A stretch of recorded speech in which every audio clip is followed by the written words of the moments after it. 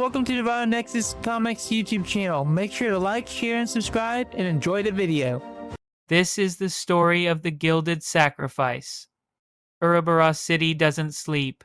It just vibrates with the hum of a million neon ghosts in the belly of the sprawl, where the skyscrapers pierce the clouds like jagged glass. Elias Thorne, known to those who fear the dark as Magi walks the rain-slicked streets, his trench coat, woven from the literal essence of captured starlight, ripples with iridescent hues of indigo and violet, a stark contrast to the smog-choked air. He isn't looking for trouble, but in a city built atop ancient pulsing ley lines, trouble usually finds him first. His forearms, etched with the glowing runes of the gilded sigil, itch with a phantom heat, signaling a disturbance in the thin places. Magic is leaking, and someone is trying to plug the holes with something far more dangerous. He stops at the entrance of a derelict subway station, the air smelling of ozone and dead dreams. He knows the cost of what comes next. Every time he reaches into the arcane, a piece of his past dissolves, leaving him a stranger to his own history.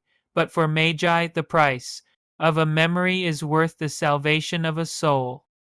The silence didn't fall. It crashed at 11:04 p.m. The sky over the financial district didn't darken, it simply ceased to be.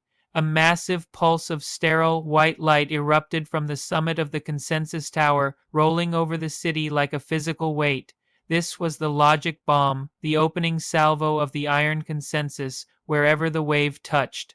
The vibrant chaos of the city was replaced by a rigid, terrifying order. The neon signs stopped flickering and settled into a dull, flat gray. The music from the street vendors died mid-note. Elias felt it like a cold blade through his chest. The thin places were being cauterized, the magical bleed-through that gave the world its wonder, and unpredictability being burned away by cold, hard logic. The very concept of maybe was being erased from the human psyche. People on the sidewalk stopped in their tracks, their eyes losing the spark of curiosity, replaced by a vacant, efficient focus. The world was becoming a machine, and the gears were starting to turn. High above the monochromatic carnage, Director Vane watched from his sanctum of glass and steel. He was a man of perfect angles and zero empathy, his charcoal gray suit as sharp as his intellect. His left eye, a glowing blue cybernetic lens, scanned the data streams of the logic bomb's success. To him, magic was an infection, a chaotic variable that prevented humanity from reaching its peak efficiency. He gestured with a gloved hand, and the hangars of the consensus tower opened. Dozens of mage hunter drones swarmed out like metallic hornets. These were not mere machines. Their frames were built from spirit-tempered steel, powered by the very mana they were designed to harvest. They were the ultimate predators of the arcane, bloodhounds of logic programmed to find the last remnants of magic and extinguish them.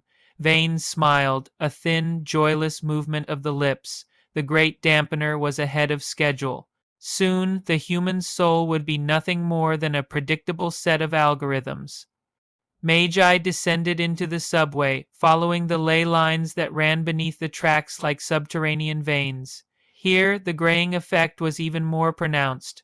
The walls, once covered in vibrant graffiti that pulsed with minor charms, were now sterile slabs of concrete. He found a group of people huddled in a corner, their faces devoid of hope, their mana being pulled from them in visible, wispy threads of blue light. Hovering above them was a mage hunter drone, its metallic claws spinning as it vacuumed up their essence. Elias didn't hesitate. He pulled back his sleeve, revealing the gilded sigil tattoos. He whispered a word, a name of a favorite childhood pet he would never remember again, and the runes erupted in a blinding golden fire. A bolt of pure arcane energy slammed into the drone, tearing through its steel shell and releasing the captured spirits in a whirlwind of light. The survivors blinked, a flicker of emotion returning to their eyes, but Elias felt the hollow spot in his mind where the memory had been. He was winning the battle, but losing himself. The conflict escalated as Magi reached the Null Sector, a district where the Iron Consensus had already established their great dampener pylons. Here, the laws of physics were being rewritten to exclude the impossible. Elias found himself surrounded by a squad of consensus enforcers, men who had surrendered their humanity for cybernetic enhancements that neutralized magical resonance. They fired dampening fields that felt like lead blankets, trying to smother his starlight coat. Magi danced through the crossfire, his movements a blur of violet light. He wasn't just fighting men. He was fighting the very air that was turning against him. He reached into the thin place between the pavement and the void, pulling out a staff made of solid shadow. Every strike of the staff sent ripples of color back into the world, momentarily shattering the gray.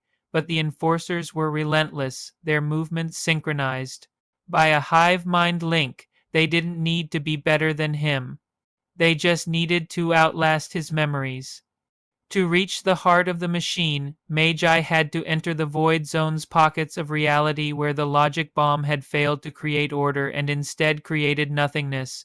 It was a surreal landscape of floating debris and fractured logic. Here, the sky was a checkerboard of static, and gravity was a suggestion rather than a law. Elias floated through the wreckage of Ouroboros City's history, seeing fragments of forgotten statues and shards of ancient temples. This was the source of the city's power, the mystical heart that Vane sought to stop. He could feel the great dampener ahead, a massive obsidian needle piercing the center of the ley line nexus. It was humming. A low, discordant frequency that made his very bones ache. He knew Vane would be waiting there. The director didn't hide behind his machines when the end was near. He wanted to witness the death of wonder personally, to ensure that the last Grand Weaver was erased from the equation of existence.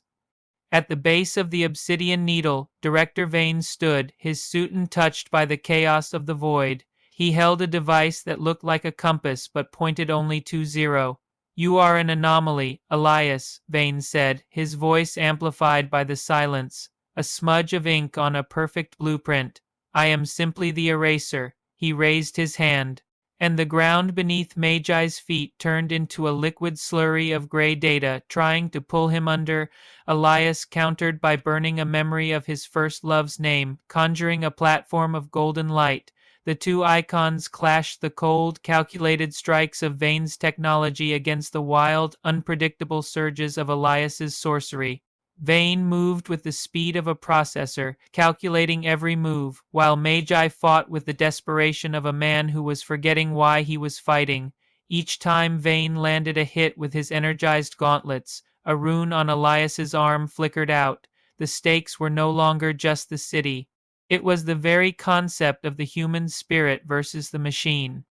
The great dampener reached its final cycle. The obsidian needle began to glow with a blinding, sterile light that promised to wash over the entire planet.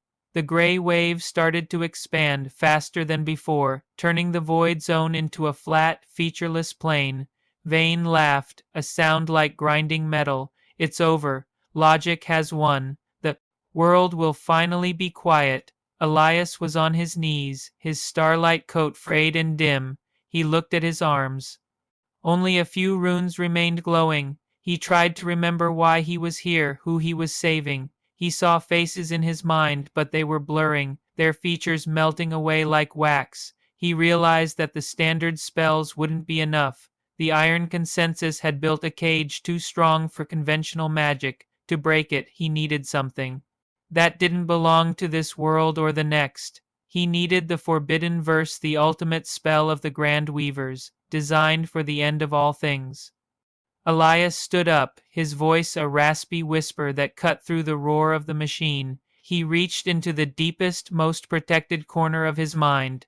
There sat his final, most precious memory, the face of a young girl he had saved years ago, the moment he decided to become Magi. Her smile was the anchor of his identity. He felt the weight of it, the warmth of it, and then with a heart of lead he spoke the forbidden verse. The words weren't human. They were the sounds of stars birthing and oceans dying. As the syllables left his lips, the girl's face vanished from his mind, replaced by a cold, empty void. But the power that replaced it was terrifying. A pillar of primordial, unrefined magic erupted from Elias, turning his coat into a supernova of shifting colors. The golden runes on his arms didn't just glow. They burned through his skin, becoming part of the air itself. The forbidden verse didn't just fight the great dampener it and made it. The explosion of magic wasn't a blast.